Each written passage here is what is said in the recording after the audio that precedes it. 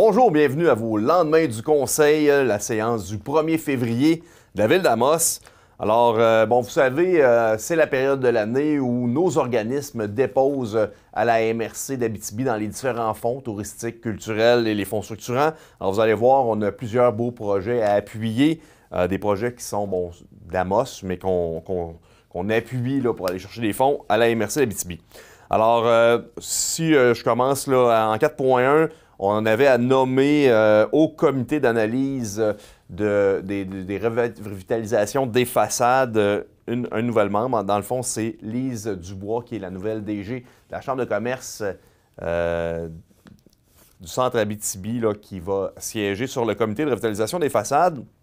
Et en 4.3, on a aussi annoncé qu'il y aurait 25 000 là, dans le fond des façades là, pour débuter l'année. À chaque année, ça arrive qu'on va en rajouter. Là. Cette année, le budget était particulièrement difficile. Il y a eu beaucoup d'investissements qui ont été faits au centre-ville.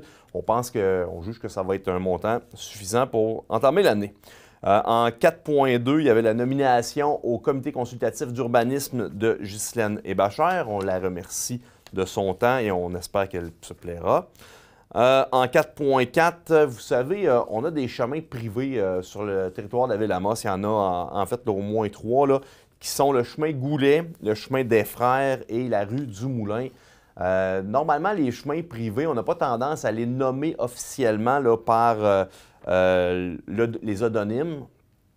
Et là, on a la recommandation là, de les nommer. C'est une question de géolocalisation là, via les Google Maps de ce monde. Alors, ces 3 chemins-là vont devenir officiels. En 4.6, c'est une demande d'appui au refuge Pajot pour un projet de vidéo de l'histoire de la vie de M. Pajot. C'est une demande dans le fonds touristique de la MRC d'Abitibi. Il demande aussi, en 4.7, une aide financière là, pour un agrandissement du bâtiment principal. Ça aussi, c'est dans le fonds touristique. En 4.8, on a modifié, vous savez, on a travaillé fort sur notre organigramme, on a modifié un poste. Là. En fait, le service d'environnement et des services techniques va devenir le service des immobilisations et de l'environnement. Et en 4.9, on a renouvelé le bail avec Thermafix jusqu'au 31 mars 2024. Thermafix, c'est la compagnie qui fait des fenêtres, qui est logée à gauche dans le garage municipal de la ville d'Amos. En 4.10, c'est la semaine de la persévérance scolaire. Alors, c'est important d'unir nos forces pour encourager nos jeunes à réussir, surtout là, on le fait à chaque année, mais cette année, là, plus particulièrement avec le COVID, là, je tiens à féliciter là, les professeurs, les enseignants et tous les gens qui gravitent autour de nos élèves. C'est un temps qui est plutôt difficile, mais c'est important, avec une pandémie qui s'étire comme ça, de s'assurer qu'on n'aura pas un trou dans les années où les jeunes, là, il y aura eu un manque de scolarité. Il faut continuer là, le processus là, pour s'assurer que nos jeunes soient bien scolarisés, mais aussi, on ne veut pas qu'ils quittent la bande de l'école. Alors, je vous encourage à continuer votre bon travail, autant les parents que les profs et les jeunes. Ceci étant dit, on a plusieurs projets encore de déposer. Et là, j'y vais. Là. Il y a le club, le ski de fond, qui dépose un projet dans le fonds structurant de la MRC pour éclairer une piste de 3 km. Il y a le Vieux Palais qui veut faire un circuit touristique à l'intérieur du Vieux Palais. Donc ça, c'est dans le fonds touristique. Il y a pour la production du raccourci qui dépose dans le fonds culturel. C'est une collection d'albums jeunesse.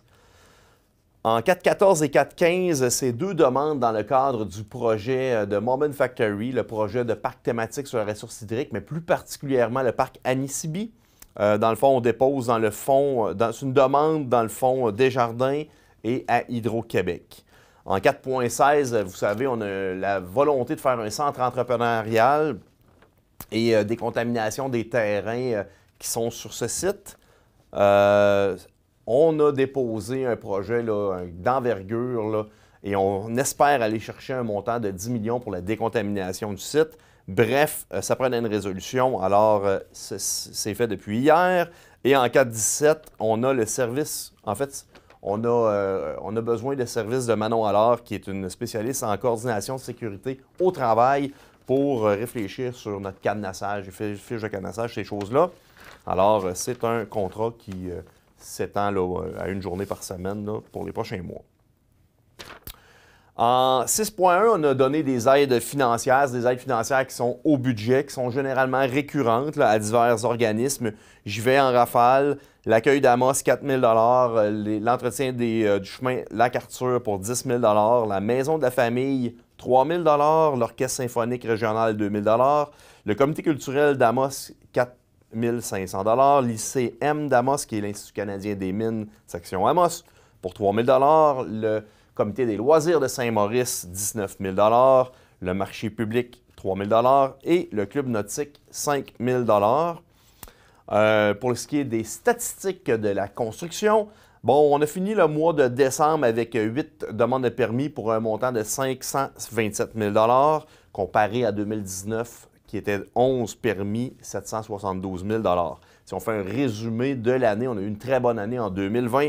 On a émis 652 permis pour un montant de 36 400 000 comparé à 27 600 000 pour 2019. Alors, ça a bien été. Et pour 2021, on a plusieurs projets là, qui attendent d'être faits. Là. Vous allez voir ça dans les prochains mois. Alors, je pense qu'on va bien démarrer l'année.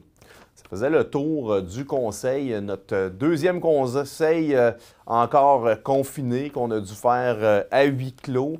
Vous pouvez voir les minutes de la rencontre sur le site Internet. On espère que le prochain, on pourra déconfiner un peu et qu'on pourra vous recevoir à l'hôtel de ville. Sinon, je vous souhaite de passer une belle semaine. On se revoit dans 2 semaines.